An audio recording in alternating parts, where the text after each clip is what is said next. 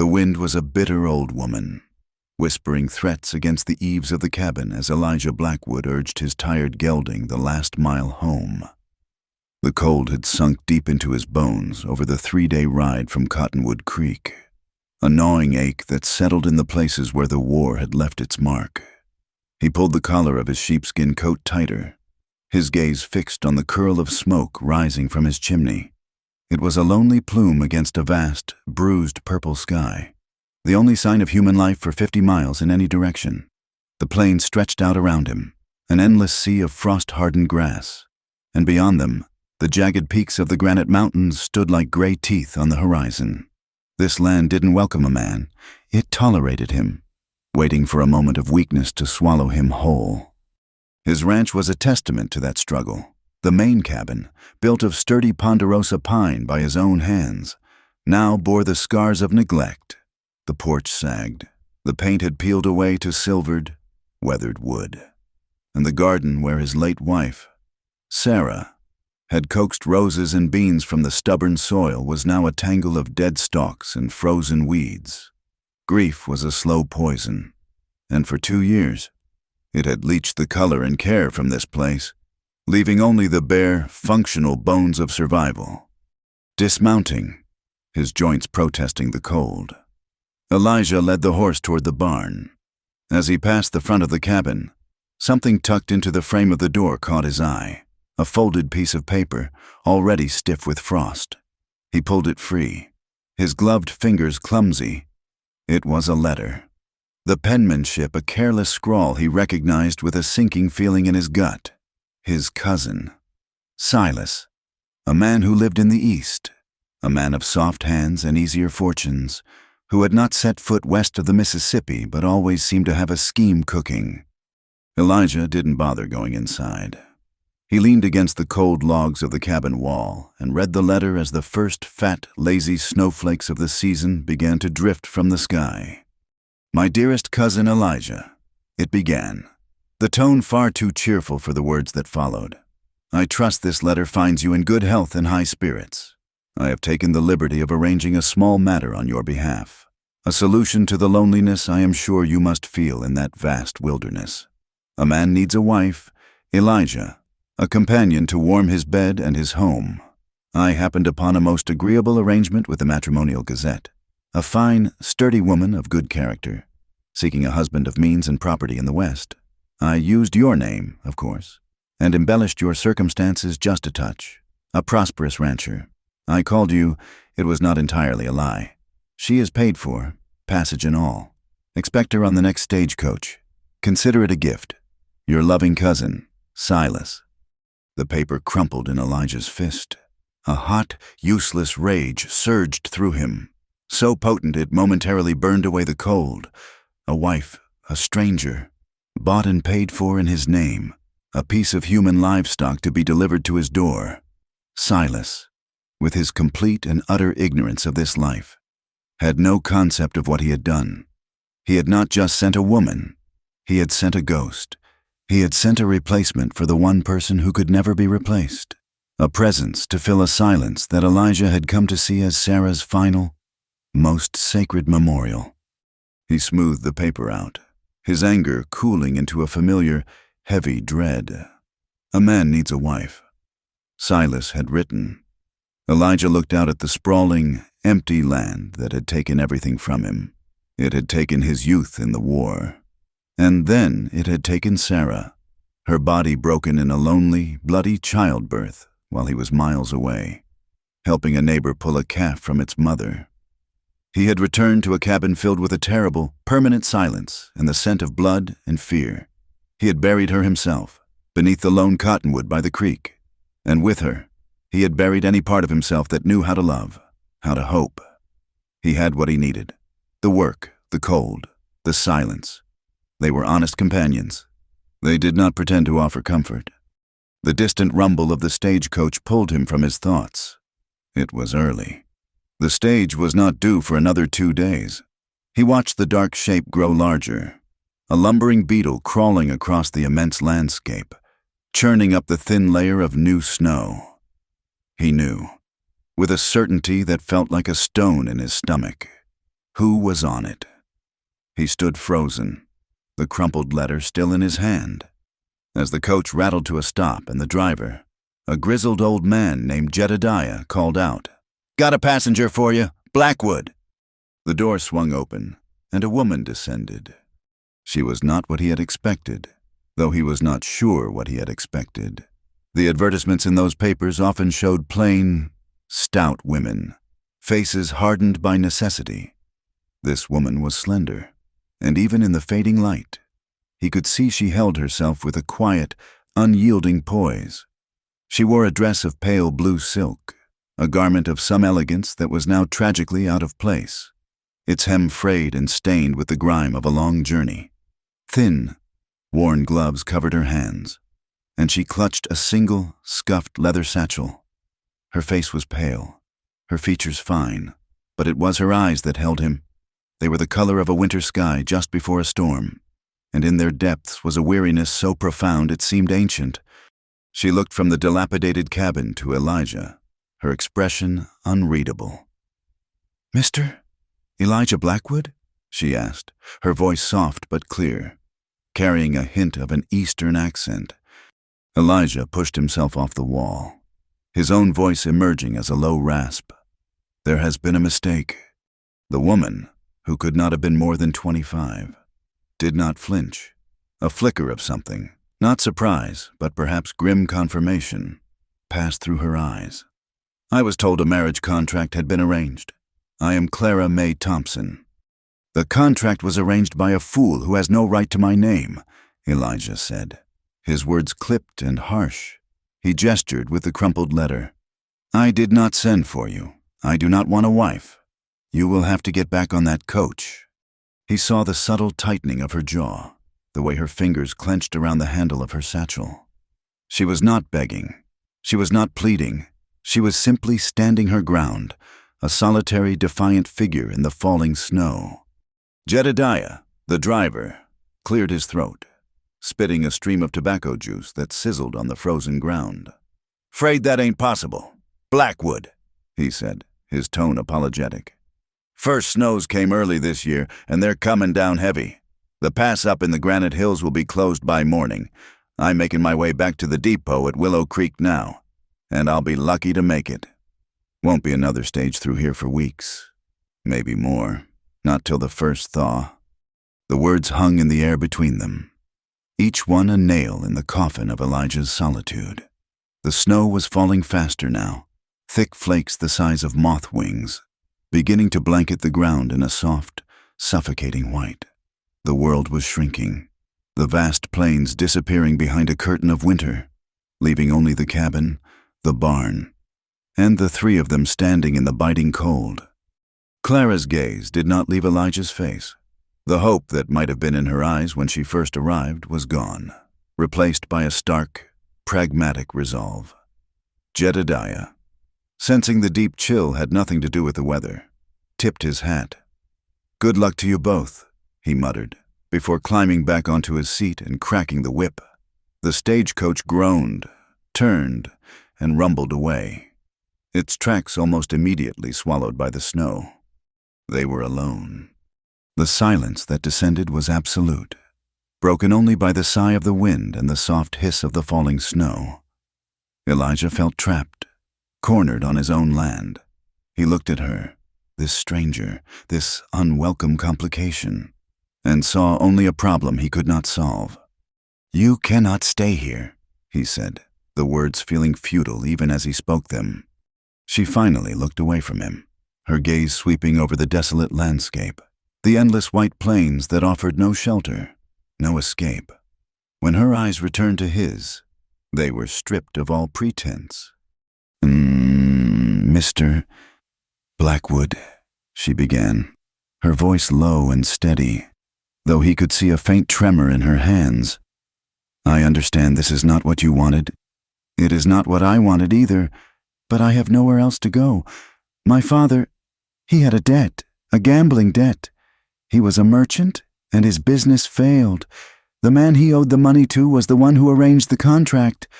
I was payment." She said the word without inflection, a simple statement of fact, but it landed with the force of a physical blow. I am not here asking for your charity, and I am not asking you to honor a contract you did not make. I am asking for shelter until the stage returns. I will work, I can cook, clean, mend. I will earn my keep. Please, do not send me out into that. She gestured to the storm, which was quickly becoming a blizzard. To send her out now would be a death sentence. Elijah's heart was a hard, cold knot in his chest, a muscle long unused to empathy. He had spent 2 years building walls around it, stone by stone, to keep the memories out, to keep the world out. This woman, with her quiet desperation and her terrible story, was a battering ram against those walls.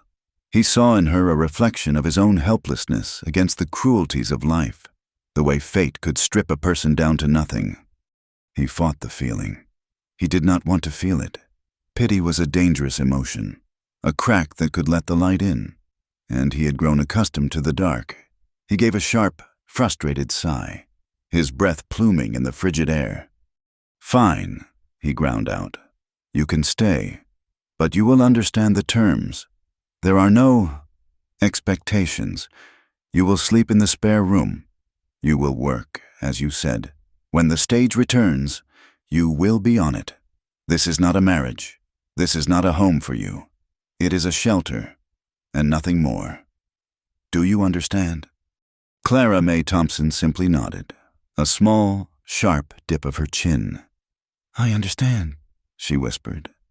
He turned without another word and strode into the cabin, leaving her to follow. The interior was spare and shadowed, smelling of wood smoke, old leather, and loneliness. A fire smoldered in the stone hearth, casting a weak, flickering light on the rough-hewn furniture. It was a man's space, stripped of any softness or comfort. He pointed to a narrow door at the far end of the room. "That is your room. There is a cot and a blanket." She walked past him, her worn silk dress whispering against the floorboards, and disappeared into the small, dark room without a backward glance. Elijah stood by the fire, listening to the storm rage outside, feeling like a stranger in his own home. He had let her in. He had broken his own first rule: survive, but survive alone. The days that followed fell into a strained, silent rhythm. The blizzard raged for 4 days, burying the ranch in a deep, pristine white, cutting them off from the world completely. During that time, Clara proved true to her word. She rose before he did, rekindling the fire, putting a pot of coffee on to boil. The first morning, he had watched her, a silent shadow in the pre-dawn gloom, as she surveyed the state of the cabin. It was not filthy, for Elijah was a man of simple habits, but it was a place devoid of a woman's touch, coated in a fine layer of dust and neglect. Without a word, she began to change it. She found old rags and scrubbed the soot from the hearthstones. She washed the few dishes with a thoroughness they had not seen in years. She swept the floors, her movements efficient and graceful. She found a stash of Sarah's old sewing things, a box he had not been able to bring himself to open, and began patching the threadbare curtains, her needle dipping in and out of the fabric with a steady, hypnotic rhythm. She was rebuilding the home he had let fall to ruin, and it unsettled him profoundly. Every small improvement felt like an accusation. When she scrubbed the wooden kitchen table, she scrubbed away 2 years of solitary meals. When she aired out the musty blankets, she chased away the stale scent of his grief. He watched her from a distance, speaking only when necessary, his words short and functional. "The woodpile is by the barn. The goats need milking. The well pump freezes. You have to break the ice first." She would only nod and obey, her quiet competence a constant, unnerving presence. Yet, for all her composure, a deep sadness clung to her like a second skin. It was in the slight tremor of her hands when she thought he was not looking, in the way she would sometimes pause, staring out the window at the endless snow, her expression lost and haunted. It was in her voice, a low, melodic thing that seemed always on the verge of breaking. He found himself thinking of Sarah, the memories ambushing him at unexpected moments. He would see Clara kneading dough for biscuits, her hands dusted with flour, and he would be thrown back to a morning when Sarah had done the same, her belly swollen with the child that would take her life, her face bright with a joy he had taken for granted. He would hear Clara humming a soft, melancholy tune to herself as she worked, and the sound would be so painfully reminiscent of Sarah's own humming that he would have to leave the cabin, striding out into the biting wind to walk until the ache in his chest subsided. He was a man haunted by one woman, and now forced to live with the ghost of another. One night, long after the fire had burned down to glowing embers, he was jolted from a light, uneasy sleep by a sound that chilled him to the bone. A scream. It was not loud, but it was sharp and raw, choked with a terror so pure it made the hair on his arms stand up. Instinct took over. He grabbed the rifle he kept loaded by his bed, his mind instantly alert for the sound of an intruder. A bear. A wolf. He moved silently into the main room, his bare feet cold on the floorboards. The scream had come from her room. He reached her door, ready to throw it open, when he heard her voice, a frantic, pleading whisper. "No, please, no, I said I would, please." He stopped, his hand on the latch. This was not an intruder. This was a nightmare. He stood there, listening to her tormented murmurs, feeling like an intruder himself. He should go back to bed, leave her to her demons. It was not his concern. He had told her. No expectations. But he could not move. The raw fear in her voice held him captive. After a long moment, the whispering subsided, replaced by the sound of ragged, uneven breathing. He slowly, carefully, pushed the door open a crack. In the faint moonlight filtering through the small window, he could see her. She was sitting bolt upright on the cot, clutching the thin blanket to her chest, her eyes wide and staring at a horror only she could see. Her body was trembling violently. He cleared his throat softly. "Miss Thompson." Her head snapped toward the sound, and she let out a small, startled gasp. In the dim light, he saw the sheen of tears on her cheeks. I am sorry," she stammered, her voice shaking. "A bad dream. I did not mean to wake you." "Are you all right?" The question was out before he could stop it. It was a breach of their agreement, a crack in his wall. She took a long, shuddering breath, trying to regain her composure. "I will be. It was a memory." She looked down at her hands, twisting the edge of the blanket. "Before my father, before this arrangement, there was another man. Wealthy, respected. My father believed he would be a fine match." Her voice dropped to a near whisper. "But he was not a kind man. He believed that a promise made by a father was the same as a vow made by a daughter. He held a ceremony in his own home, with a man he called a preacher. He said the words were spoken, that I was his property. He thought he owned me." She paused, swallowing hard. "I knew what would happen if I fought him. I had seen what he did to a stable hand who displeased him. So I did what I had to do to survive. I feigned obedience. I smiled. I nodded. I let him believe he had won. And when he turned his back, I ran until my lungs burned and my feet bled." She finally looked up at him, her eyes dark pools of remembered terror. "Sometimes, in my dreams, I do not get away." Elijah said nothing. There were no words for a story like that.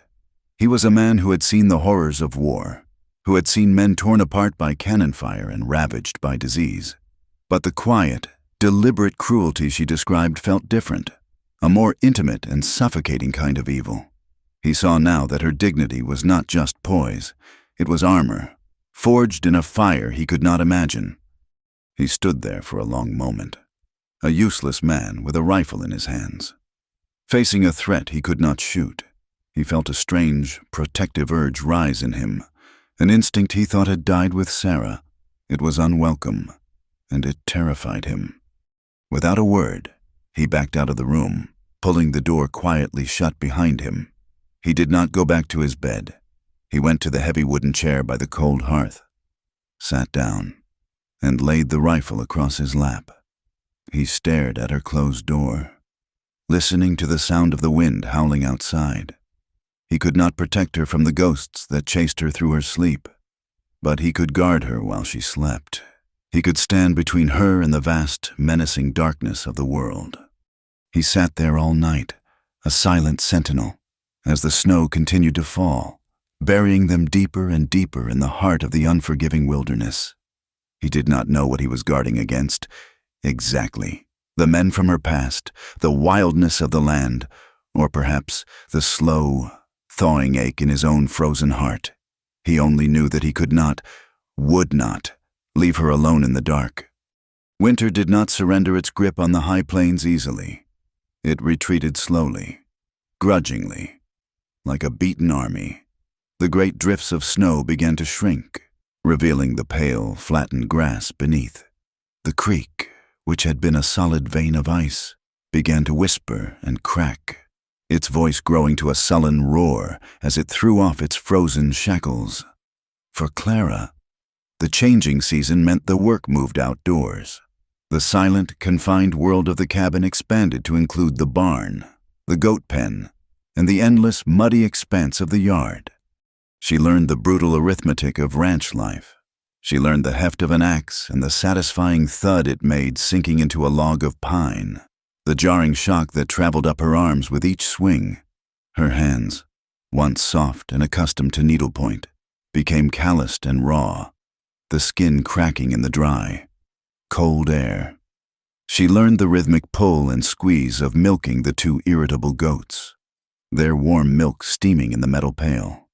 She learned to replace a broken window pane using a shard of glass Elijah had saved, sealing the edges with mud and straw against the persistent wind.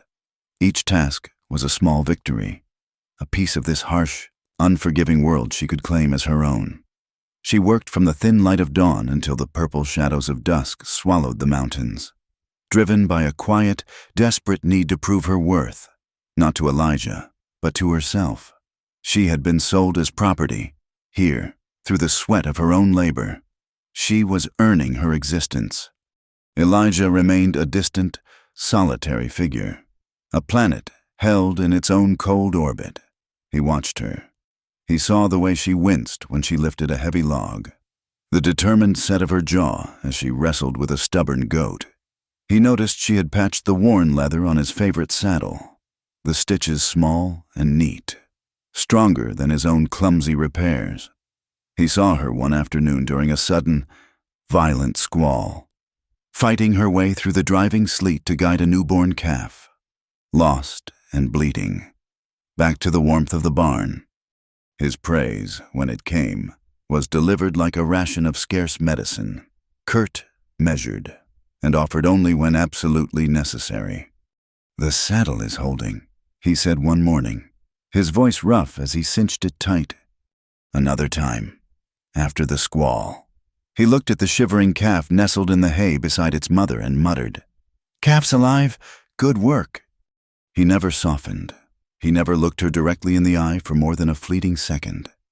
Each small acknowledgement was followed by a swift retreat into silence, as if he feared a single kind word might dismantle the fortress of grief he had so carefully constructed around himself. For Clara, his distance was both a relief and a subtle torment. It kept her safe from the expectations and dangers she had known with other men.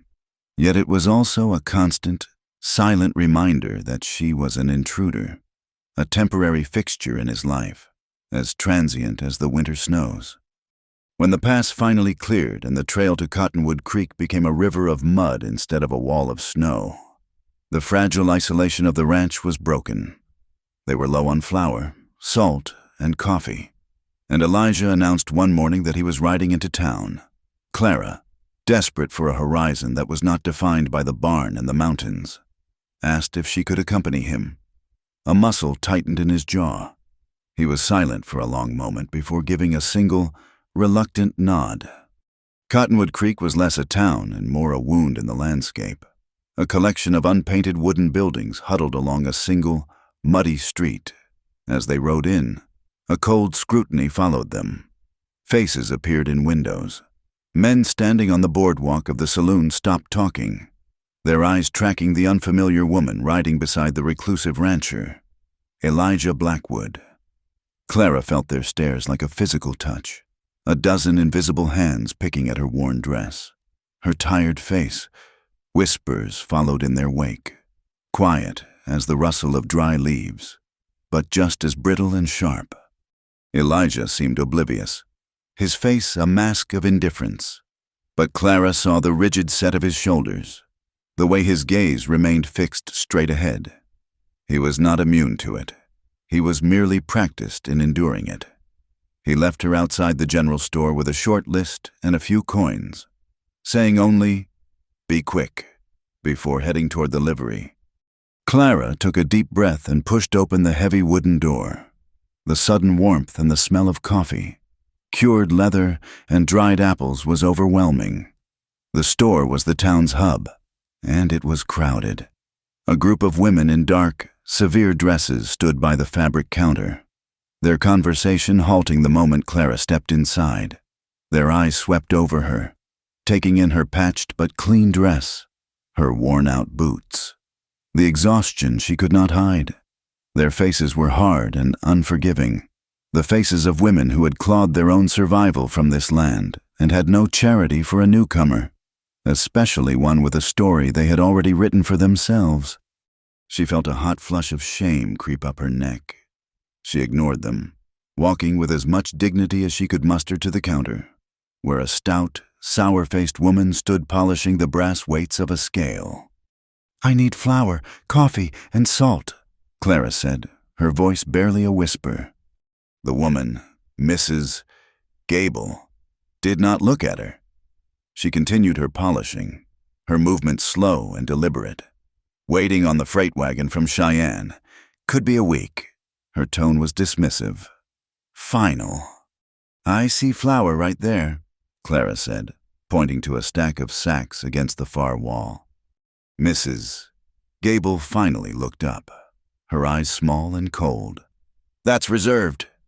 From behind the counter, a lanky youth of about 17, all sharp elbows and smug smirk, snickered. He was bagging beans, his movements slow. He leaned toward his employer, his voice a stage whisper meant to carry.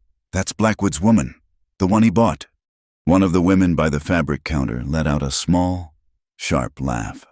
The whispers grew louder now, sharp and venomous, shameful, living in sin. A bought woman. Clara stood frozen, her hands clenched into fists at her sides. She could feel the heat of their judgment, the weight of their contempt. She placed the coins on the counter, the metal clinking loudly in the sudden silence. "I will take what you can give me," she said, her voice trembling slightly. The clerk, emboldened by the silent audience, sauntered over. He looked her up and down, a leering appraisal that made her skin crawl. He leaned across the counter, his breath smelling of stale tobacco. "Heard Blackwood's paying well for your company," he hissed, his voice low and slick with insinuation. Then, just loud enough for her to hear clearly, he added the final, brutal word, a word that felt like a slap. "Ranch whore." The air left Clara's lungs. The room seemed to tilt, the faces of the women blurring into a single, sneering mask of condemnation. For a moment, she was back in another room, facing another man whose eyes held that same look of ownership, of casual cruelty. She wanted to scream, to flee, but her feet were rooted to the floor, with a will she did not know she possessed. She straightened her spine, looked the boy dead in the eye, and held his gaze until he, not she, looked away, unnerved by the cold fire he saw there. She turned without a word, leaving the coins on the counter, and walked out of the store. The cold air hit her like a physical blow. She did not stop, did not look back. She walked with stiff, jerky movements to her horse, untied the reins, and mounted. She rode out of Cottonwood Creek without waiting for Elijah, her back ramrod straight, her face a pale, blank mask. Only when the town was a tiny smudge on the horizon did she let the first tear fall, then another and another.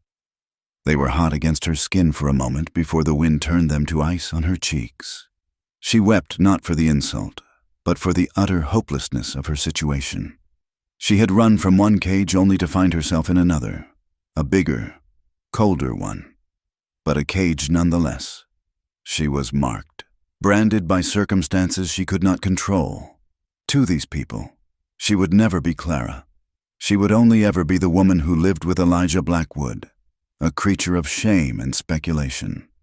When Elijah caught up to her miles later, his horse breathing hard, his face was a thundercloud. "What happened? Why did you leave?" Clara had wiped her face with her sleeve. Her eyes were red-rimmed, but her voice was steady. "They were out of flour." He looked at her, his gaze sharp, searching. He knew she was lying, but he did not press. It was not in their agreement. Her pain was her own. He said nothing more for the rest of the ride home, the silence between them heavier and colder than ever before. That night, the weather turned with a terrifying suddenness. The wind, which had been a steady moan all day, rose to a frantic, shrieking howl. A new snow began to fall, not the gentle flakes of the first storm, but a hard, driving blizzard that blotted out the world and hammered against the small cabin. For 3 days, the storm raged. The temperature plummeted to a level that felt lethal, the cold seeping through the walls, through every crack and chink, a palpable, predatory thing. Their woodpile, already low, dwindled at an alarming rate. By the third night, Elijah knew they could not afford to keep both the main stove and the small, inefficient one in his room burning. The fire in the hearth became their sole source of heat, a small island of warmth in a sea of deadly cold. The cabin, which had felt confining before, now seemed impossibly small. They were forced into a proximity that scraped at Elijah's nerves. They ate their meager meals of dried meat and biscuits in silence. Sitting on opposite sides of the hearth, at night, he laid his bedroll as far from her as possible, near the drafty door, while she slept on her cot, pulled close to the fire. On the 4th day of the storm, the water barrel in the barn froze solid. Someone had to break through the ice and bring water for the animals. Elijah was mending a harness, his hands stiff with cold. So Clara bundled herself in every layer she had and went out. She was gone for nearly an hour, fighting her way through waist-deep drifts and the blinding, swirling snow. When she finally stumbled back inside, she was a creature of ice and frost. Snow was caked on her clothes. Her hair was frozen stiff, and her face was dangerously pale. She was shivering so violently her teeth chattered uncontrollably. "The bucket is by the door," she managed to say, her words slurred. Elijah looked up, and, for the first time, raw. Untempered alarm broke through his stoic facade. He saw the bluish tint to her lips, the waxy pallor of her skin. He knew she was close to freezing. "Get those clothes off," he ordered, his voice sharper than he intended. "Now." He turned away, busying himself by adding their last few logs to the fire, giving her a semblance of privacy. He could hear the rustle of frozen fabric, the soft sounds of her movements. He kept his back to her, staring into the flames, his mind a chaotic whirl. He should not feel this concern, this fear for her. It was a violation of the pact he had made with himself, with the ghost of his wife. But when the silence stretched on, he could not stop himself. He glanced over his shoulder. She was standing in the firelight, stripped down to her thin chemise. Her wet clothes lay in a heap on the floor. Her skin, pale and luminous, seemed to soak up the golden light of the flames. Her arms were wrapped around her torso, not in modesty, but in a desperate attempt to stop shivering. She was so slender, her collarbones and ribs etched in delicate shadow. He saw the faint, silvery lines of old scars on her back, marks he did not understand but which spoke of past pain. He saw the goosebumps on her arms, the vulnerability in the curve of her spine. She was not a problem, not an intruder, not a ghost. She was a woman, made of flesh and blood and bone, and she was freezing in his house. A wave of something hot and confusing washed over him, a mixture of shame, pity, and a long, dormant, terrifying flicker of desire. He was ashamed for looking, for the way his body reacted without his consent. He was ashamed for letting her go out alone, for not seeing how cold it truly was. He turned away abruptly, his movements jerky, his face burning. He heard her voice, quiet but clear, cutting through the howl of the wind. "I am not made of glass. You can look—" He froze, his back still to her. It was not an invitation, not a seduction. It was a challenge. It was a simple, devastating statement of fact. She was telling him that she was real, that her body was not a thing to be ashamed of or hidden away, but simply a body that was cold and needed warmth. She was challenging the wall he had built between them, the pretense that they were two strangers merely sharing a space. He could not answer. He could not turn around. The cabin felt like it was closing in on him, the air thick and unbreathable. He was suffocating under the weight of his grief for Sarah, his guilt, and this new, unwanted torrent of emotion for the woman standing behind him. It was too much. The walls were breaking. He had to get out. Without a word, without a thought, he lunged for the door, threw it open, and plunged out into the raging heart of the blizzard. The wind tore at him, a physical assault, stealing the air from his lungs. The snow was a blinding, suffocating wall of white. It was madness. It was suicide, but it was better than the fire inside the cabin. He could fight the cold. He could understand the storm's simple, honest violence. He stumbled forward, away from the cabin, away from her, letting the storm swallow him whole. Inside, Clara stared at the open door, the wind and snow blasting into the room, threatening to extinguish their precious fire. For a moment, she was paralyzed by disbelief. Then, a fierce, desperate energy surged through her. She grabbed one of Elijah's heavy wool blankets, wrapped it around her thin chemise, and ran out after him, into the white fury of the storm. She screamed his name, but the wind snatched the word from her lips and tore it to shreds. She could see his dark shape, a few dozen yards ahead, already beginning to fade into the swirling chaos. He was not walking. He was staggering, succumbing to the cold with terrifying speed. She forced her legs to move, the deep snow dragging at her, the blanket threatening to rip from her grasp. She found him on his knees, his head bowed, his body swaying. He was giving up. She grabbed his arm, her bare hands instantly numb from the contact with his frozen coat. "Elijah, get up!" she screamed into his ear. "You have to get up!" He looked at her, his eyes unfocused, glazed over with a layer of ice. He did not seem to recognize her. She pulled, she clawed. She put her shoulder under his arm and heaved with all her strength. He was a dead weight, a mountain of frozen wool and unresponsive muscle. But she did not stop. She dragged him, step by agonizing step, back toward the faint, flickering light of the cabin. He collapsed just inside the doorway, a heap of snow-covered limbs on the floorboards. She managed to slam the door shut, sealing out the storm, and fell to her knees beside him, her body trembling with exertion and cold. The fire was guttering, almost dead. She crawled to the hearth, threw on the last of the wood, and frantically blew on the embers until they caught, until the flames licked back to life. She turned back to Elijah. He was delirious, muttering, his body racked with violent shivers. She pulled off his frozen coat, his boots, his wet clothes, her movements urgent and clumsy. She dragged him closer to the fire, onto the bearskin rug, and covered him with every dry blanket she could find. She sat beside him, chafing his hands, his face, trying to force life and warmth back into him. He tossed and turned, his eyes half open but seeing nothing in the room.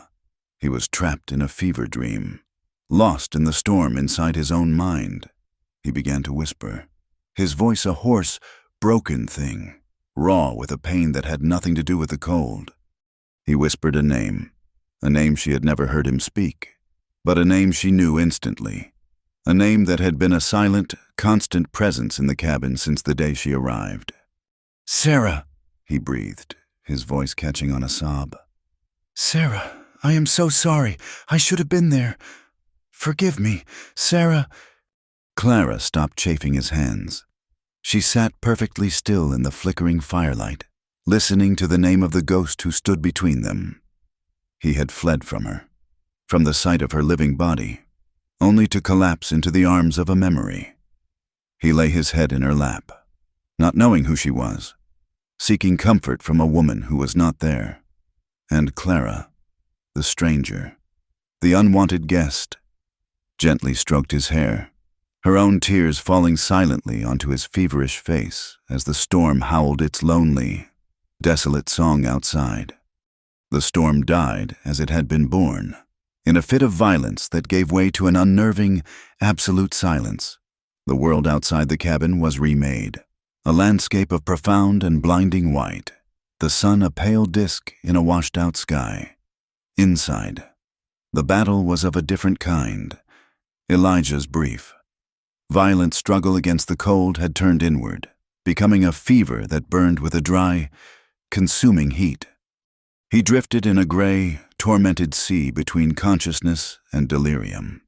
Clara became his anchor in that turbulent water. The boundaries they had established, the careful distance, dissolved in the face of his utter helplessness. She was no longer an intruder. She was a necessity.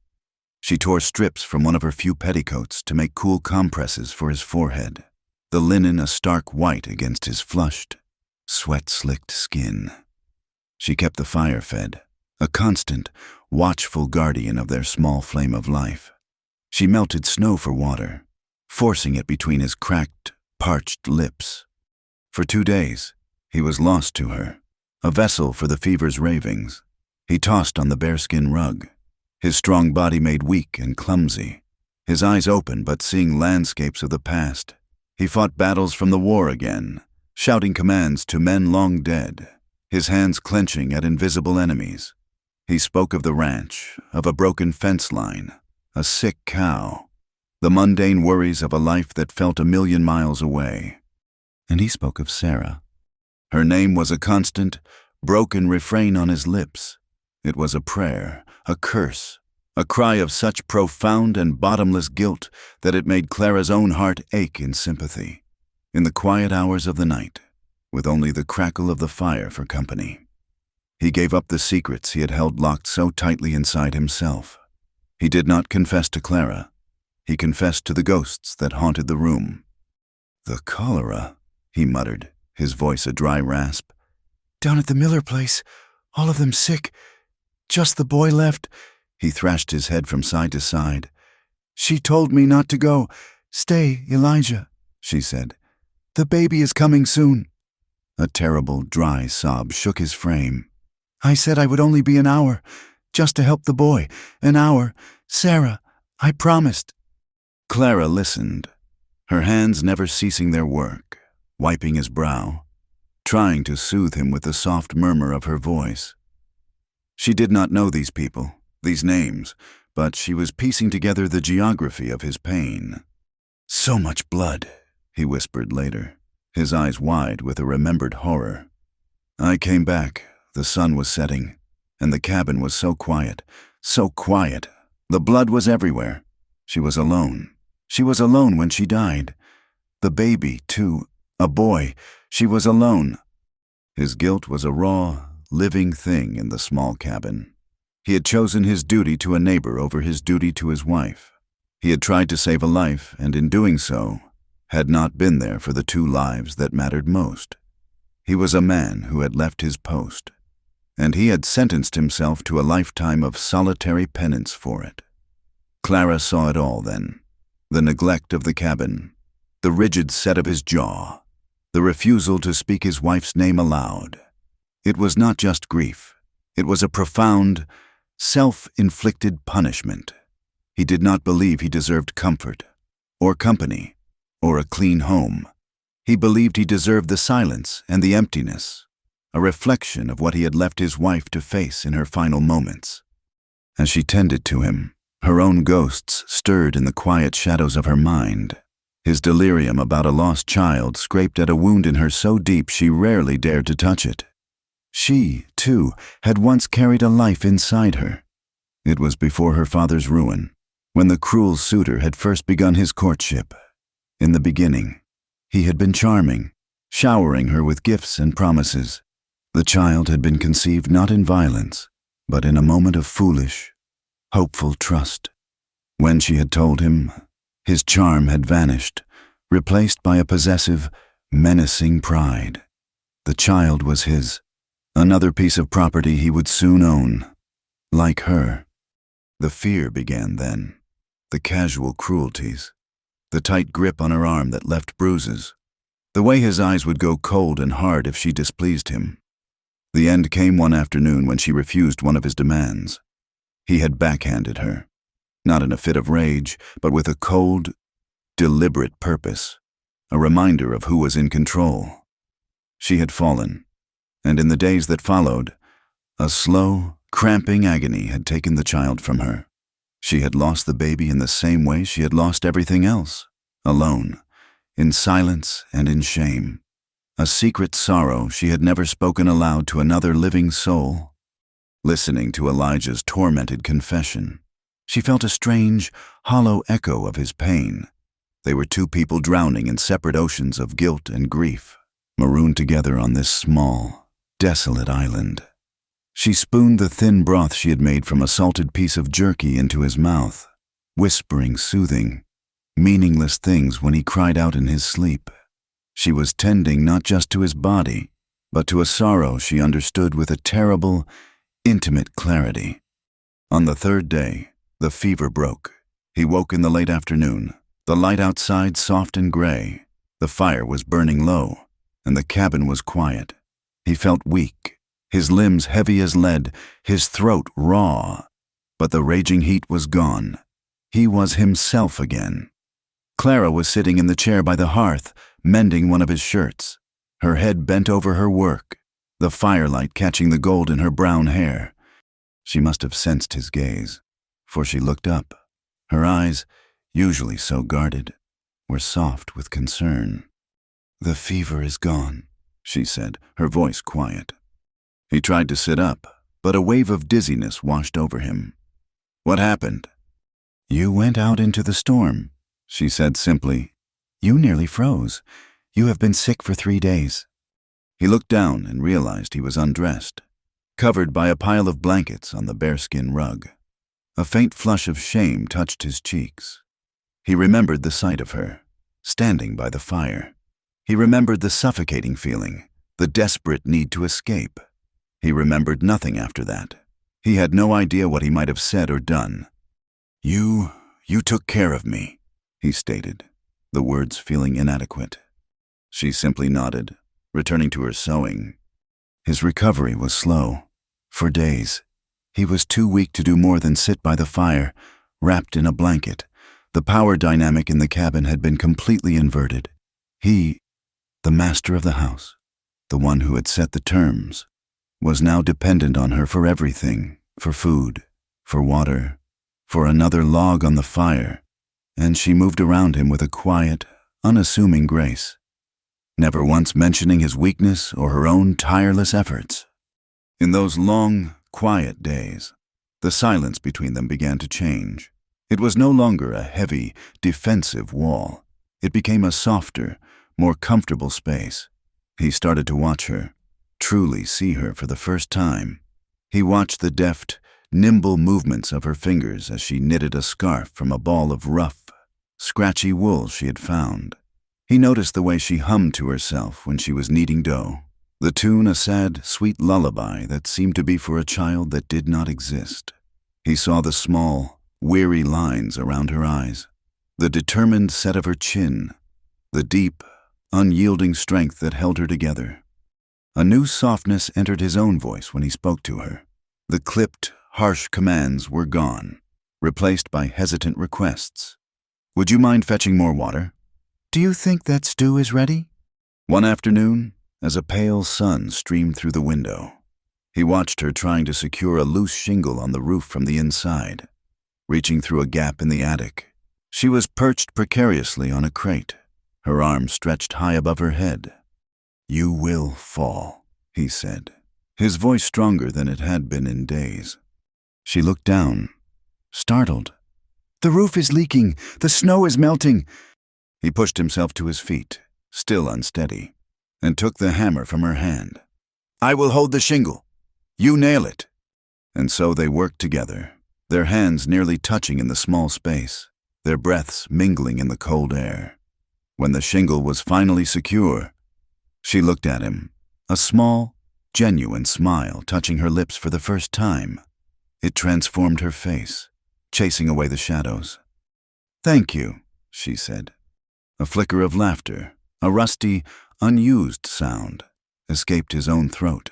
"I think I should be thanking you," he replied. It was a small moment, but it was a turning point. They began to talk, filling the long evenings with stories. They were careful at first, sharing harmless memories of their childhoods. He told her about growing up in Ohio, about learning to hunt and track from his father. She told him about her life in a small Pennsylvania town, about a mother who loved flowers and a father who had once been a kind man, before his ambition soured. As he grew stronger, they worked together to repair the damage the long winter had inflicted on the ranch. They fixed the fence line, their movements falling into an easy rhythm. They cleared the debris from Sarah's old garden, and Clara's eyes lit up as she spoke of what she might plant there. "Peas," she said, her hands smoothing the cold, damp earth. "And carrots, maybe even some roses, if they will take." She spoke of teaching, a dream she had held since she was a girl. "I always wanted to teach children how to read, to give them something no one can ever take away from them." She was opening up to him like a flower in the tentative spring sun, revealing her hopes, her dreams, the things that made her Clara, not just the woman who had been sold. He listened, saying little, but absorbing her words, seeing the life and resilience that he had almost let freeze to death in a storm. One evening, they sat by the fire, the cabin warm and quiet. The wind outside was a gentle whisper now, not a threat. Clara was staring into the flames, her expression thoughtful. "Elijah," she asked, her voice soft, "have you ever felt truly safe with anyone?" The question was so direct, so intimate, it caught him off guard. He thought of the war, of the constant threat of death. He thought of the years of lonely struggle on the ranch. He thought of Sarah. He owed Clara the truth. She had earned that much. "Not since I buried her," he answered, his voice low and honest. Clara did not look at him. She continued to watch the fire dance. "I have never felt safe at all," she replied, her own voice barely a whisper. The simple, devastating honesty of her words hung in the space between them.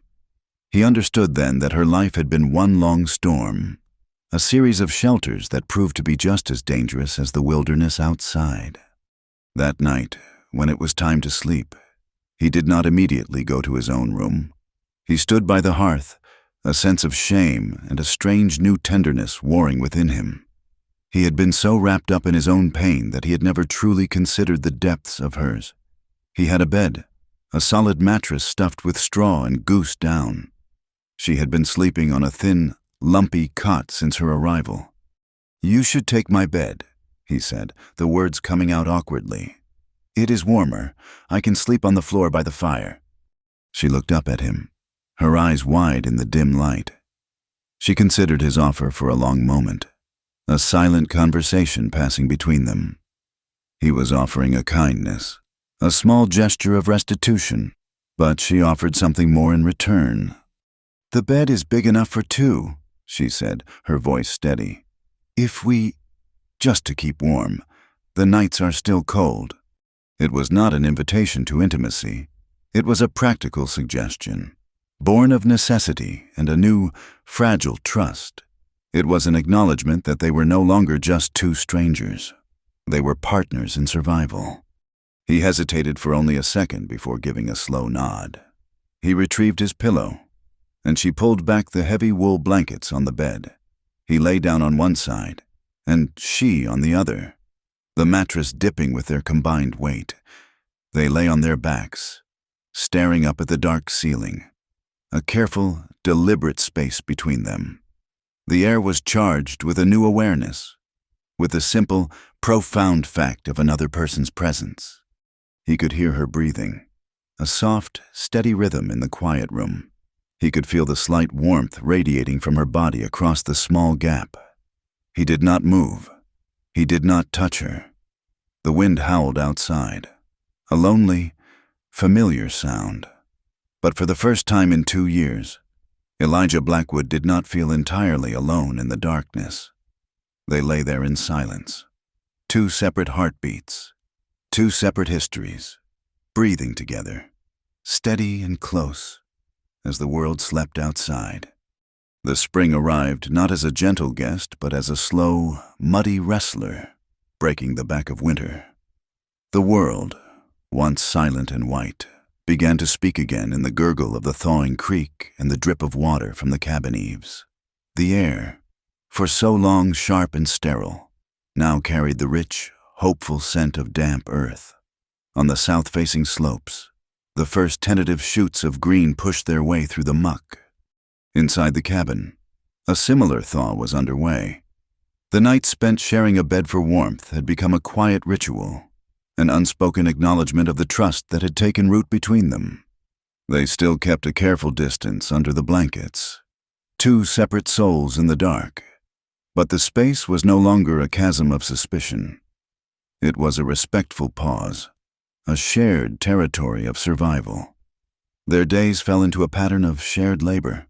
They worked side by side, repairing the winter's damage, their movements synchronized, their silences comfortable. He no longer watched her from afar. He worked with her, their hands often brushing as they passed a tool or lifted a heavy log.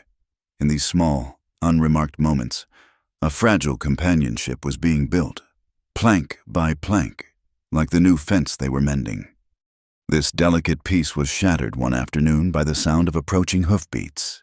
It was not the familiar, plodding rhythm of a lone rider, but the confident, purposeful pace of 2 horses moving together. Elijah, who had been splitting wood, straightened up, his hand resting on the axe handle, his body going still and watchful. Clara came to the cabin doorway, wiping her flour-dusted hands on her apron, a question in her eyes. 2 men rode into the clearing. They were not from Cottonwood Creek. The first was a large, broad-shouldered man with a thick, untrimmed beard and a heavy buffalo coat. Despite the warming weather, a gun belt was slung low on his hips. The man beside him was smaller, with a weasel-like face and shifty, intelligent eyes that took in every detail of the ranch in a single, sweeping glance. They reined in their horses a dozen yards from the cabin, their expressions a mixture of arrogance and impatience. "That's her," the smaller man said, his voice thin and reedy. He nodded toward Clara, just like the description. The large man spat a stream of tobacco juice near Elijah's woodpile. His gaze was fixed on Clara, a look of crude appraisal that made her skin prickle with a cold, familiar dread. "We've come for what belongs to Mr. Abernathy," he rumbled, his voice like rocks grinding together. "The woman." Elijah stepped forward, the axe still held loosely in his hand. His face was a granite mask, his eyes narrowed to dark slits. "You have no business here. This is my property. That is my wife." The word hung in the air, startling Clara as much as it seemed to amuse the 2 men. It was the first time he had ever referred to her that way, a lie spoken as a shield. The smaller man, Lyle, let out a wheezing laugh. "Your wife? That is a good one. This woman is Clara Mae Thompson, a runaway. She is legally bound by contract of marriage to Mr. Alistair Abernathy of Philadelphia County, Pennsylvania. We have the papers to prove it. We are here to retrieve his property." Clara felt the blood drain from her face. Abernathy. The name was a key that unlocked a room of terror in her mind. "She is not property," Elijah said, his voice dangerously low. "And she is not going anywhere. Get off my land." The big man, Hatcher, swung his leg over his saddle, his boots hitting the muddy ground with a thud. He began to walk toward the cabin, a smirk on his face. "We can do this easy, or we can do this hard. Rancher, it makes no difference to us." He had taken no more than 2 steps when the sound of 2 hammers being cocked echoed in the clearing. A sharp, metallic double click that was louder than a gunshot.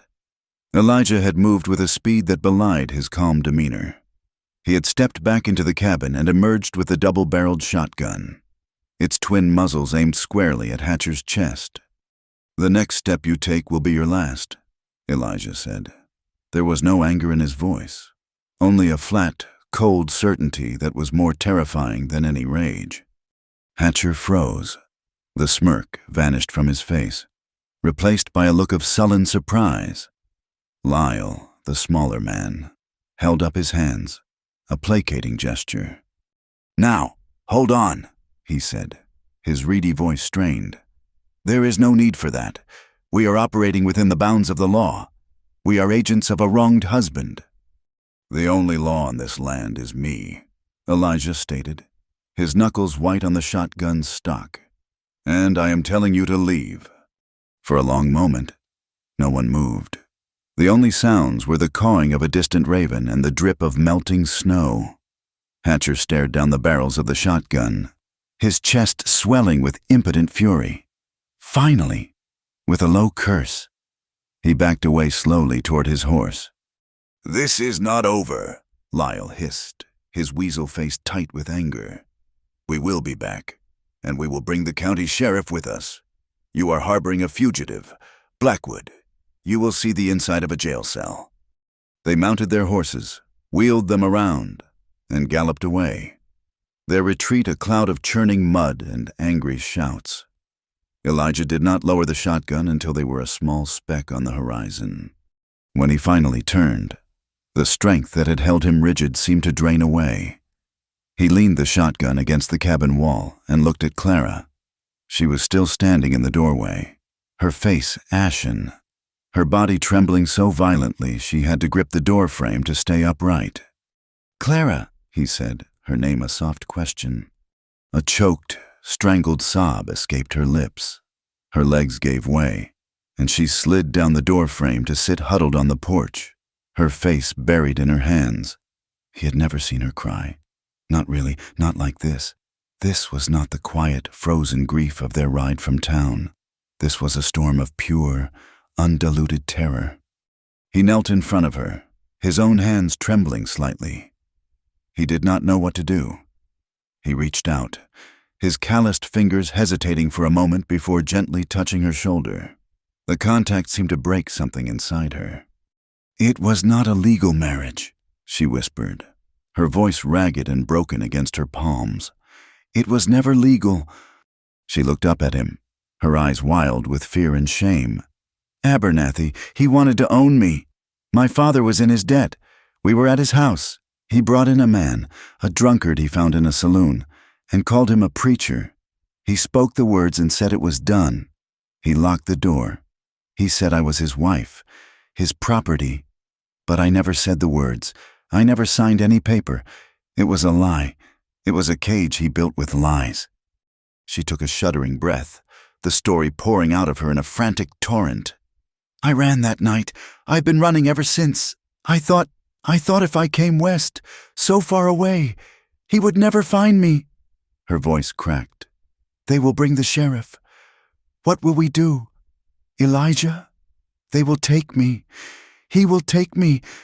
Elijah listened, his heart a cold, heavy stone in his chest. He finally understood the depths of her nightmare, the true nature of the beast she had escaped.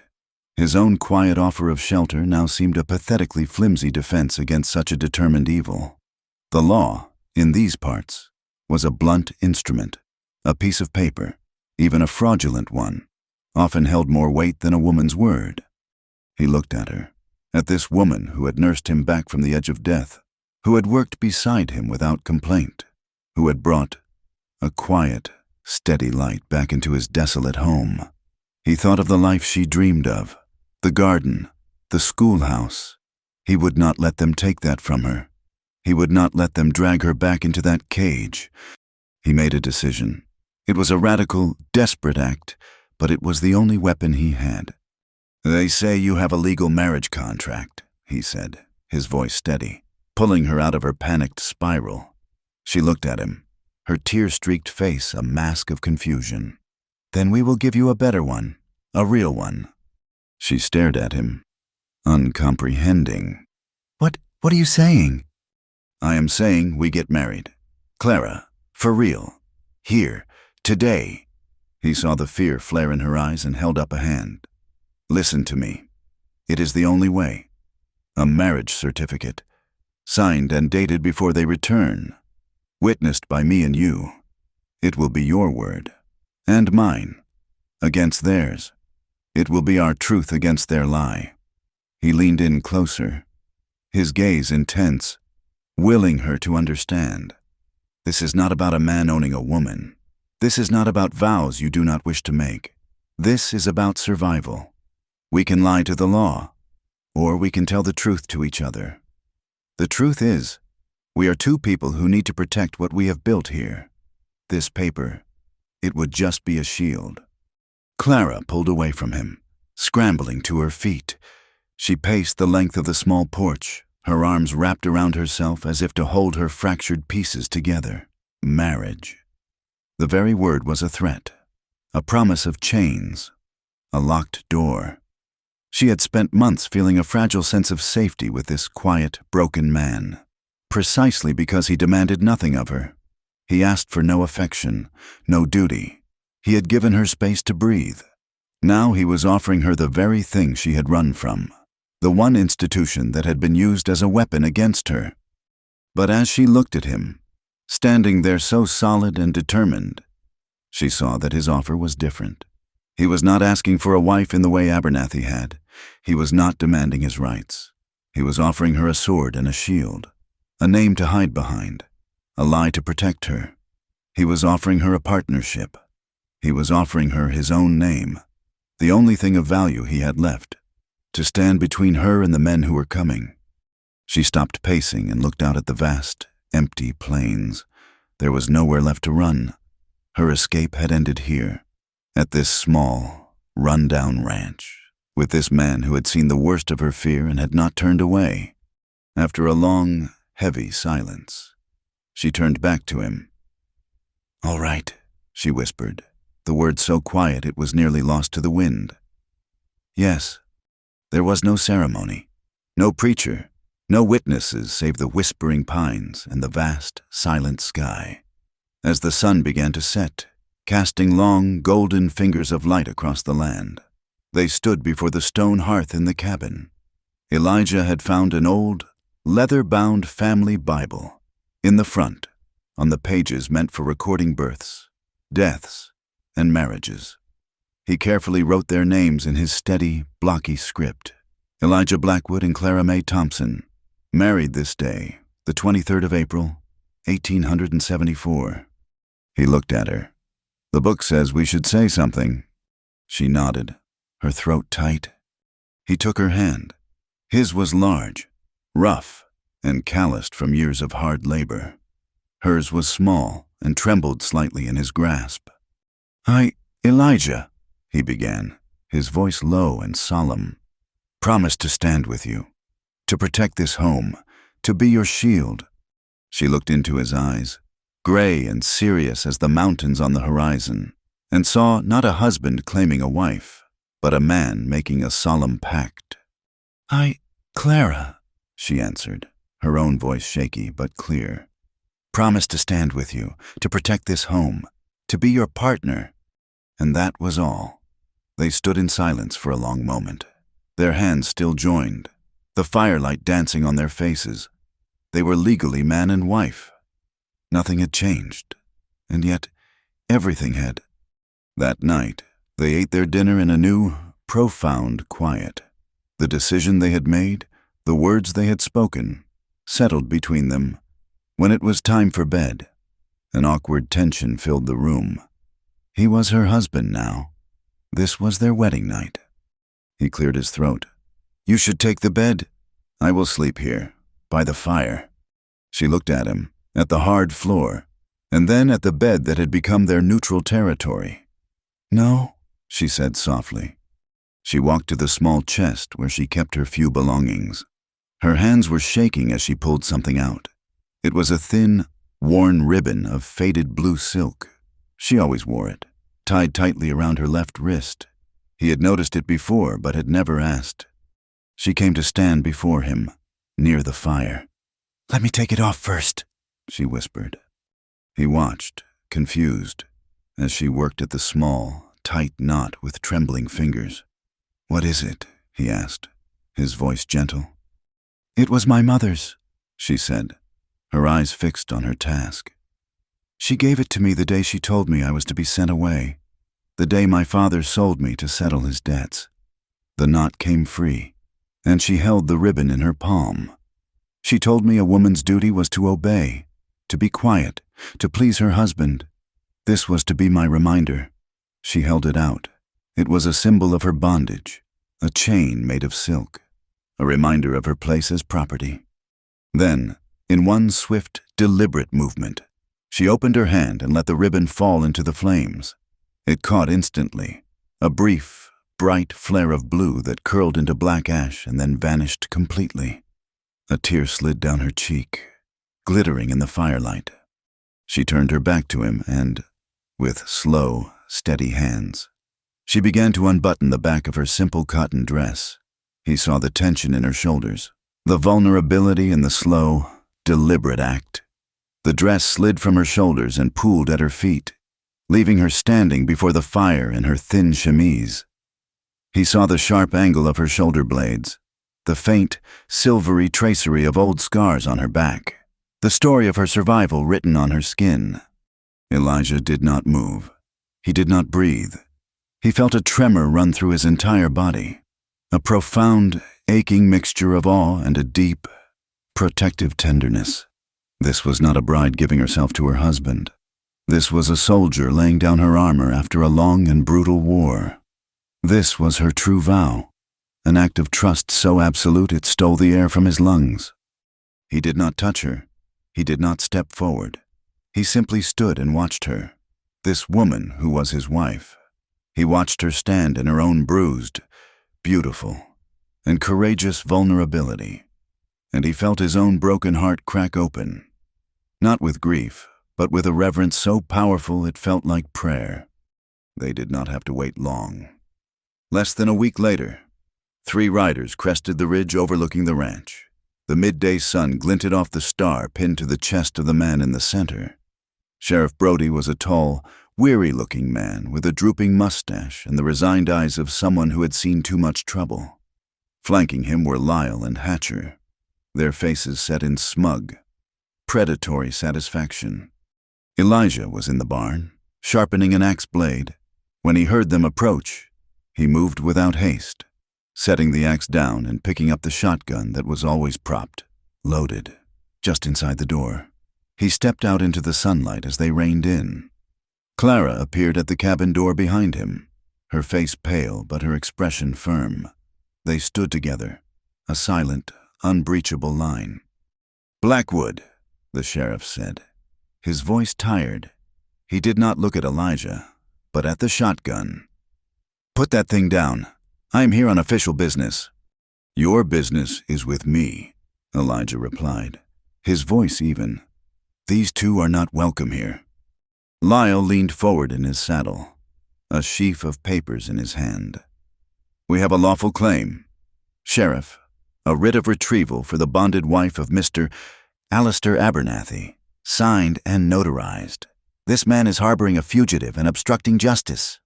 Sheriff Brody sighed, a sound of profound exhaustion. He finally looked at Elijah. "The law is the law. Son, the paper looks legitimate. I do not want any trouble. But I have a duty to perform. You will surrender the woman, or I will have to place you under arrest." It was Clara who moved. She stepped forward, past Elijah, her head held high. In her hand, she held the heavy family Bible. She walked right up to the sheriff's horse, forcing the man to look down at her. She was not the trembling, terrified woman they had confronted before. She was calm, composed, and her eyes held a fire the sheriff had not expected. "Sheriff Brody," she said, her voice clear and steady, carrying across the yard. "My name is Clara Blackwood. I am this man's wife." Lyle let out a scornful laugh. "A convenient story. One you have invented to save your skin." Clara did not spare him a glance. Her attention was fixed on the sheriff. "We were married last week, the day you and your men were here. In fact," she said, a small, sharp edge to her voice, "I am not a runaway. I am a married woman, standing on my own property, with my husband. And under the laws of this territory, a wife cannot be compelled to leave her husband's protection." She opened the Bible to the front pages, holding it up for the sheriff to see. There, on the line below Elijah's parents, was the fresh, dark ink of their own entry, dated and clear. Sheriff Brody squinted, leaning down from his saddle. He saw the names, the date. It looked real enough, but there was no preacher's signature. "This is a family Bible. It proves nothing. Who married you?"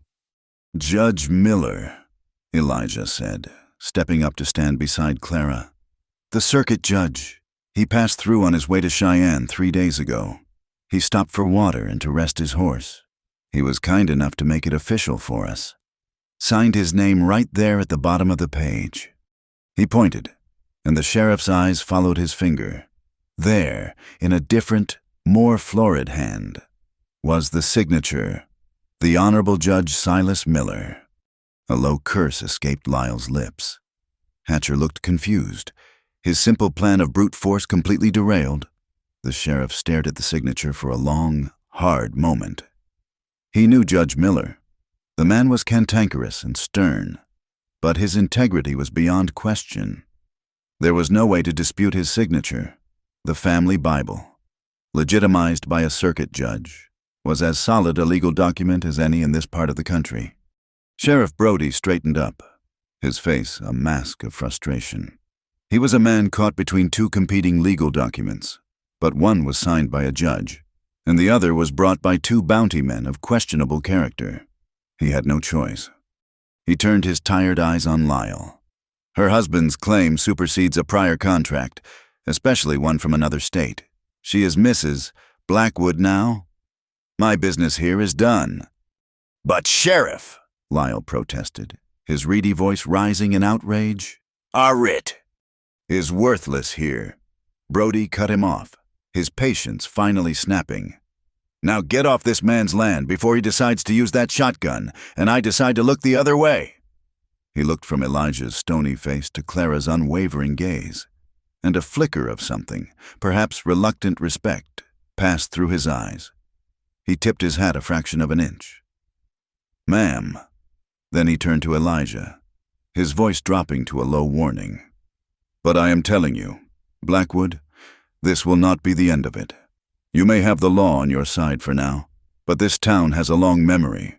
They will not forget who she was, or what they think she is." With that, he wheeled his horse around and rode away, leaving Lyle and Hatcher to follow, their faces contorted in masks of impotent fury. The victory was hollow. The sheriff's words proved to be a prophecy. The town's hostility, which had been a quiet current of whispers and sneers, now became a poisoned, tangible thing. Their legal victory had been an affront to the town's self-appointed moral authority. Elijah and Clara Blackwood had defied them, and for that, they would be punished. The attacks were insidious, the work of cowards in the night. One morning, Elijah found one of his best cows dead by the creek, its belly bloated, white foam frothing from its mouth. Poison. A week later, the water from their well began to taste foul, and at the bottom, they found the carcass of a rabbit, deliberately thrown in to foul their only source of clean water. They were forced to haul water from the creek, a back-breaking task that took hours each day. The whispers in town grew into open slander. Elijah, once seen as a tragic, reclusive figure, was now cast as a fool, a man so desperate for a woman he had taken up with a runaway whore. Clara's name was dragged through the mud of the saloon, her imagined sins recounted in lurid detail by men who had never even spoken to her. The constant pressure began to wear on them. The ranch, which had started to feel like a sanctuary, now felt like a fortress under siege. They were isolated, surrounded by an unseen enemy. One night, after a week of relentless small cruelties, Clara could bear it no longer. She watched Elijah stare into the fire, his face etched with a weariness that went bone deep, the lines around his eyes deeper than they had been a month ago. "We should leave, Elijah," she said, her voice a low, urgent plea. "We can sell the ranch. We can go somewhere else. Oregon, maybe. Somewhere no one knows us. We can start again." He did not look at her. His gaze remained fixed on the flames. "This is my home. It is a place where people hate us," she countered, her voice rising with a desperate edge. "They are trying to drive us out. They are trying to destroy everything we have built. What is the sense in staying here to fight a battle we cannot win?" Her own history had taught her that survival sometimes meant knowing when to run. Finally, he turned to look at her, and the pain in his eyes was so raw it made her gasp. "They took everything from me once. Clara," he said, his voice a low, rough rasp. "The war took my youth. This land took my wife and my son. I let grief take the rest. I have nothing left but this ground, this name. I will not let them take that. Too, I will not run." His refusal was absolute. A wall of pain and pride she could not breach. She saw then that for him, leaving was not an escape. It was another surrender, another loss he could not endure. He was a man drawing his last line in the sand, and he would die defending it. Clara knew then that if they could not run, they would have to find a different way to fight. Her mind, so long accustomed to plotting escape routes, began to search for a new strategy. If the town was their enemy, they needed allies. She began to make quiet trips to Cottonwood Creek, not to the general store where she was met with stony silence, but to the small, overlooked corners of the town. She sought out the other outcasts.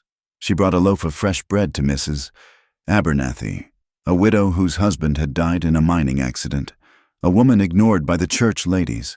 She helped a young woman named Sarah Beth, who lived in a tiny shack at the edge of town with a baby and no husband, to mend her leaking roof.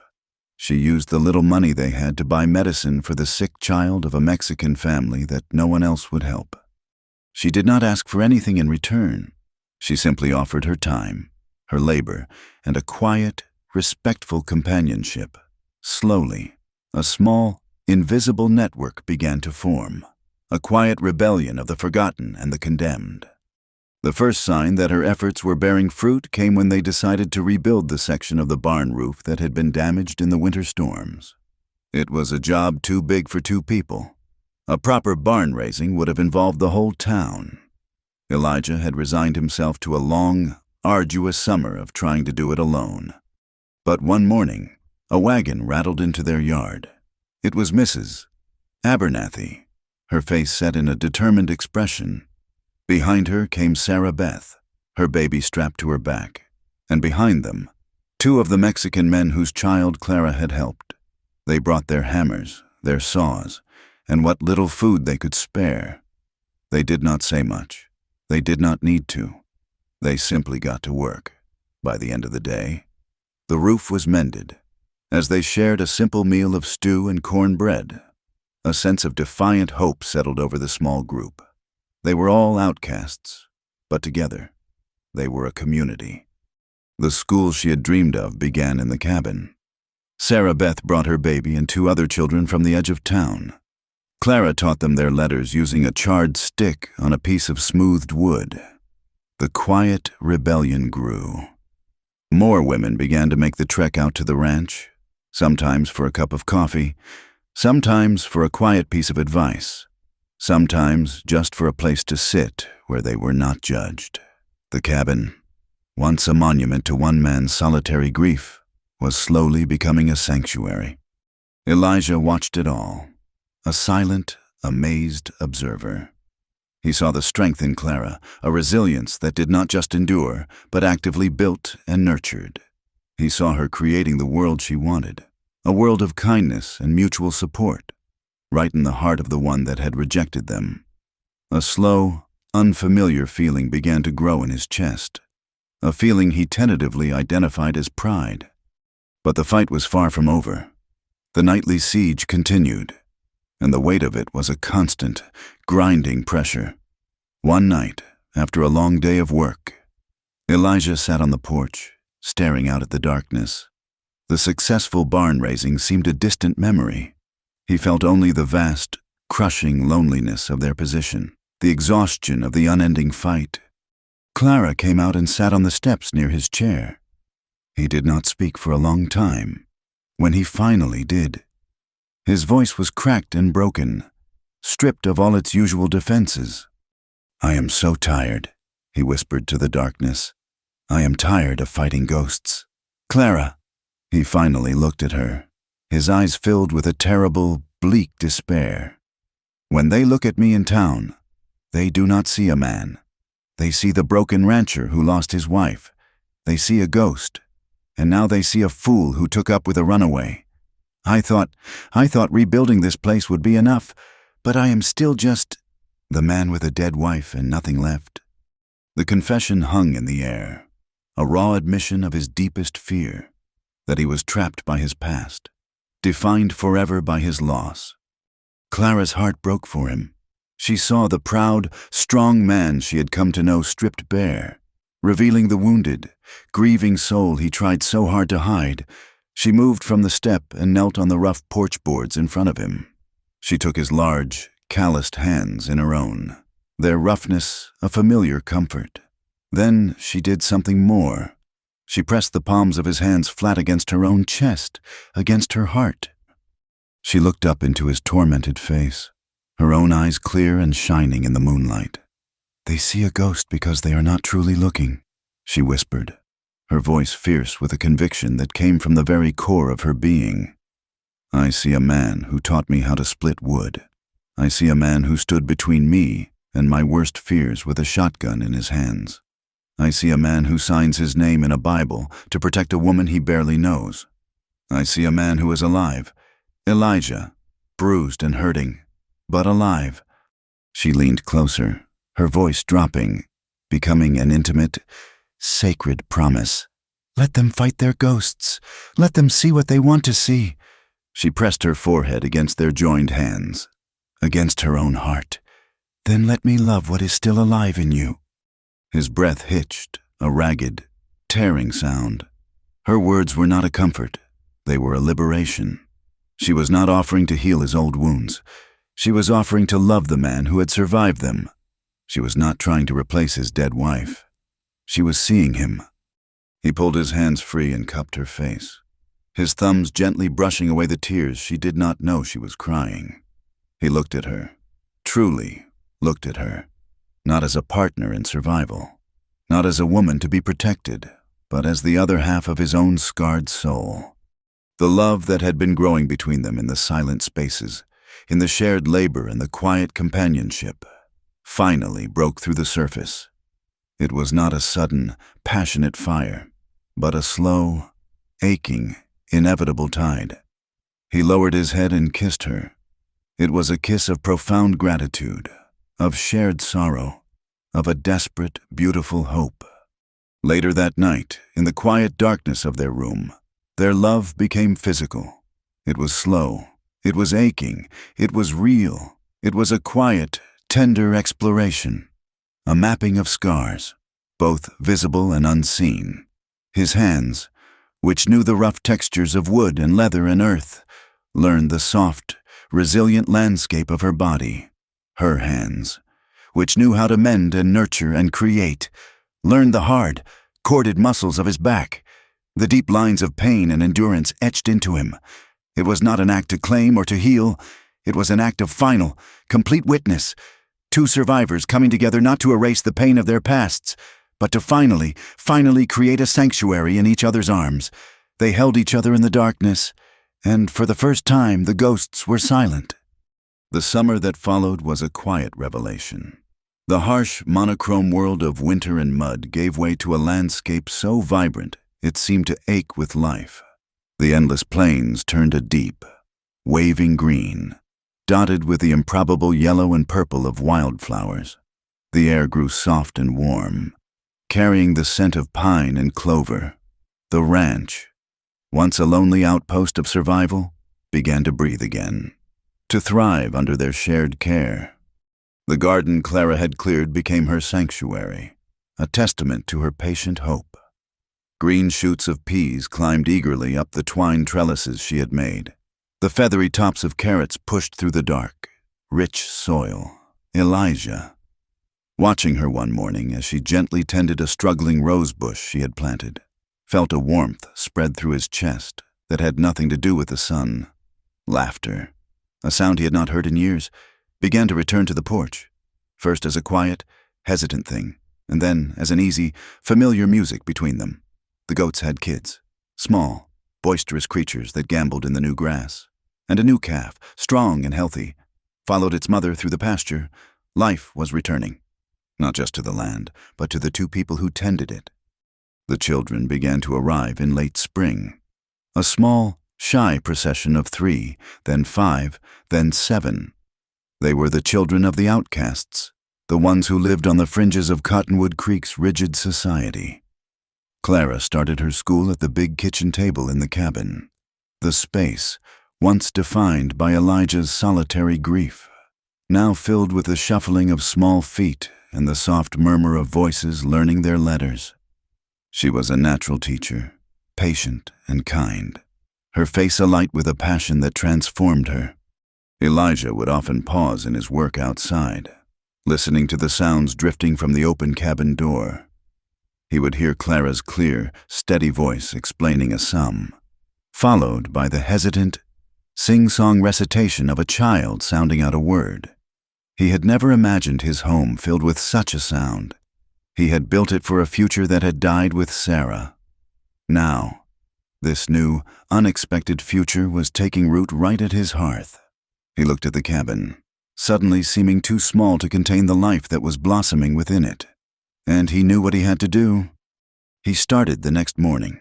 He chose a level spot of ground with a view of the creek, and with his own hands, he began to build her a schoolhouse. He felled the trees himself, the rhythmic thud of his axe echoing in the clear air.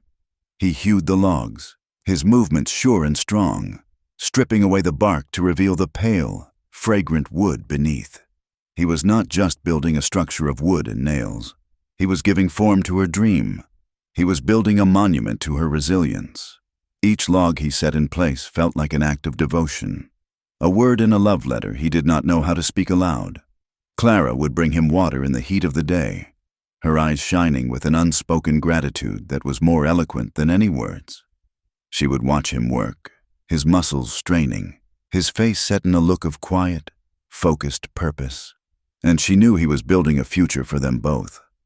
They were so consumed by this hopeful, constructive peace that they allowed themselves to forget that wolves still roamed the wilderness. The reminder came one moonless night in late summer. They were asleep, the cabin quiet, when the frantic, terrified bleating of the goats in the barn jolted them awake. Elijah was out of bed in an instant, pulling on his trousers and grabbing the rifle. "Stay here," he commanded, his voice tight with alarm.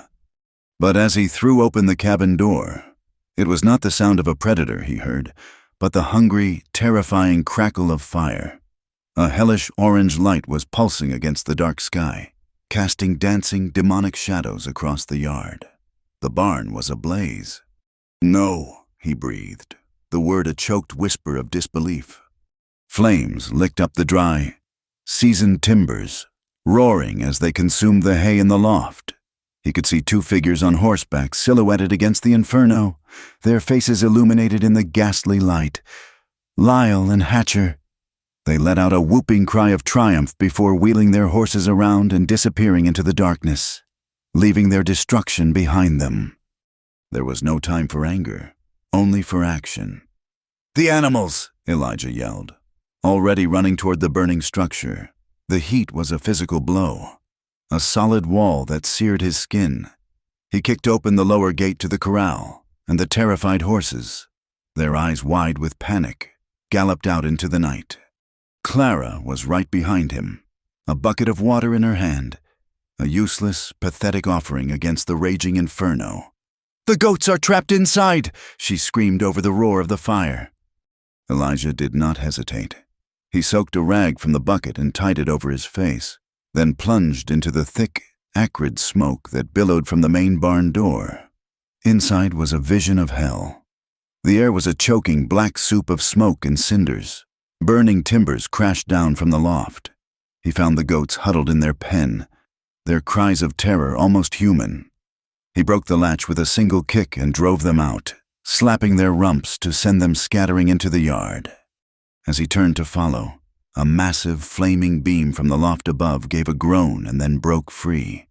He saw it falling, a fiery club descending from the smoke-filled darkness.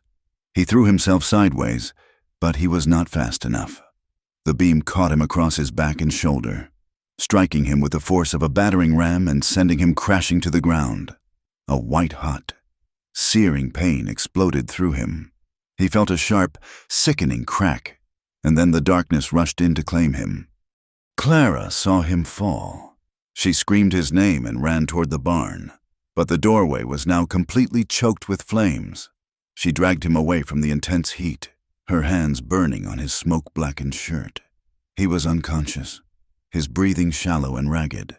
The barn, the structure he had built with his father, the repository of all his hard work, was collapsing into a roaring pyre of ash and ember. But all she could see was his pale, still face in the flickering, terrible light. His arm was bent at an unnatural angle, and a dark stain was spreading across his back. He needed a doctor. He needed help. And the only help was in Cottonwood Creek, a town that hated them. Fear, cold and absolute, seized her for a moment, but then it was replaced by a fierce, protective rage. They had done this. They had come to her home and tried to burn it to the ground. They had tried to take the one good thing in her life, the one man who had ever shown her true safety. She would not let them. She ran for one of the horses, which was still standing, trembling. At the edge of the clearing, she threw a blanket on its back, grabbed a handful of mane, and pulled herself up. With one last, anguished look at Elijah's still form, she dug her heels into the horse's flanks and galloped into the night, riding toward the town that had scorned her, her heart a cold, hard knot of desperate resolve. She arrived in Cottonwood Creek as the first hint of dawn was bruising the eastern sky.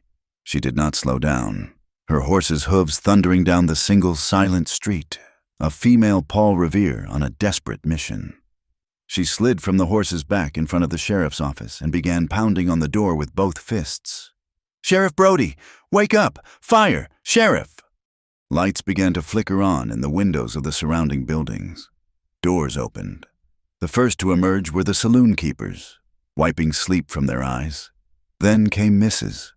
Gable from the general store, her face a mask of sour disapproval.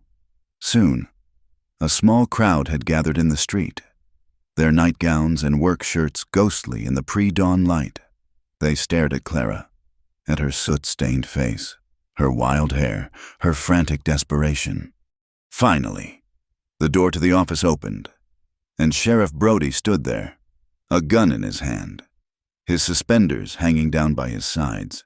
"What in God's name is all this racket? Woman," he grumbled, his eyes widening slightly as he took in her appearance. "It is my husband," she gasped, her words tumbling out, ragged and breathless. "The bounty men, Lyle and Hatcher, they came back. They set our barn on fire. It is gone. Elijah is hurt. He is hurt badly. You have to come now. You have to help him." She looked around at the faces in the crowd, the cold, judgmental eyes. "Please," she begged. "Someone. He needs a doctor." Mrs. Gable sniffed loudly. "Serves him right. Taking up with the likes of you, she said, her voice carrying clearly in the quiet morning air. A murmur of agreement went through the crowd. Clara's plea for help died on her lips. She looked at their faces, at the hard, unforgiving set of their mouths, and she knew that these people would let Elijah die on his own land rather than lift a finger to help the woman they had already condemned. All the fear, the shame, and the righteous fury of the past year coalesced inside her. Her desperation burned away, leaving behind a cold, hard, diamond-bright anger. She was done running. She was done being ashamed. She straightened her spine, and when she spoke again, her voice was no longer pleading. It was calm, clear, and it cut through the morning air like a blade. "You want to know who I am?" she began, her gaze sweeping over the crowd, meeting every eye, forcing them to look at her. "You whisper about me in your store and in your saloon. You call me a whore. You call me a runaway. You think you know my story." She took a step forward, into the center of the street. "Let me tell you who I am. I am the daughter of a man who sold me to pay a gambling debt. I was sent here to a stranger, a piece of property to be claimed. Before that, I was promised to a man who believed a marriage contract gave him the right to my body, whether I consented or not. A man who held a fake ceremony and called me his wife before he ever had my vow. I have been treated as less than human by men who called themselves my betters. I have been hungry, and I have been afraid, and I have been utterly alone." She pointed a trembling finger at Mrs. "Gable, you turned me away from your store when I had money in my hand because you did not approve of me." She looked at the men from the saloon. "You have smeared my name and made a sport of my honor without ever having spoken a single word to me." Her voice began to rise, not in hysteria, but in a powerful, controlled crescendo of pure, unadulterated truth. "The man you left for dead, the man you call a fool, is the only man who has ever treated me with decency. He gave me shelter when he owed me nothing. He protected me when my past came to hunt me down. He has worked beside me, not as a master, but as a partner. He is a good and honorable man, and he is lying injured because he was defending the home we have built together, a home that was attacked by the very men your sheriff refused to run out of this county." Some in the crowd began to shuffle their feet, looking away, unable to meet her fierce, accusing gaze, but others were listening. The women she had helped, the widow, the young mother, Sarah Beth, had come out of their homes and were standing at the edge of the crowd, their faces a mixture of fear and dawning admiration. "You think your town is a bastion of morality?" Clara finished, her voice ringing with a power she never knew she possessed. "You sit in your church on Sunday and you pray to a God of mercy, but you show no mercy yourselves. You condemn what you do not understand. You have judged me without a trial. I am not a whore. I am not a runaway. I am a woman. I am a wife. And I have a right to exist, to be safe, and to be happy, without the approval of any of you." She fell silent. The only sound was the chirping of the morning birds. The sun was fully up now, casting a golden light on the dusty street, on the stunned faces of the townsfolk. Then, a new sound, the slow, deliberate footsteps of Sheriff Brody, who had pulled on his boots and buckled his gun belt. He walked past Clara and straight to his horse. "Doc Miller," he called out to a man in the crowd. "Get your bag. You are riding with me." He then turned to two of the stunned men from the saloon. "You two, get your rifles. You are deputized. We are going to find those two arsonists." He looked back at Clara, and, for the first time, she saw not a tired, resigned lawman, but a man who had been reminded of what the law was actually for. "Ma'am," he said, with a nod of profound, hard-won respect, "we will bring your husband back." They rebuilt. The town did not transform overnight into a haven of tolerance, but something had shifted. The hard shell of its judgment had been cracked. Some, like Mrs. Gable, would never change, but others, shamed into action by Clara's words, came forward. Men from the town rode out to the ranch, offering their labor and their lumber. The women brought food and helped Clara tend to Elijah as his broken bones began to mend. The outcasts she had befriended were there every day, working with a fierce loyalty.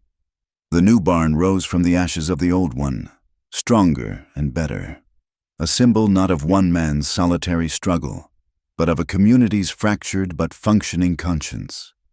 The schoolhouse, which had been spared by the fire, was finished that autumn. On the day it opened, the children ran laughing through the door, their faces bright with excitement. Elijah, his arm still in a sling but his eyes clear and proud, stood beside Clara on the porch. He had spent the last week painstakingly carving something into the heavy pine lintel above the door. Now, in the soft afternoon light, the letter stood out, deep and sure. It was a single, perfect word: Clara. One quiet morning, a few weeks later, Clara stood on that same porch, looking out over the hills, which were now touched with the gold and crimson of fall. The sound of children reciting their lessons drifted from the open door of the schoolhouse. Elijah's new herd, smaller but healthy, grazed peacefully in the pasture. He came to stand behind her, sliding his good arm around her waist, pulling her back against his chest. They stood there for a long time, watching the peaceful scene. "I think I finally feel safe," she whispered, the words a quiet revelation, a truth that settled deep into her bones. Elijah rested his chin on her shoulder, his breath warm against her cheek. He held her, not with the grip of ownership, but with the gentle, steady embrace of belonging. "You are mine, Clara," he said, his voice a low, contented rumble. "Not because I took you, but because you chose to stay."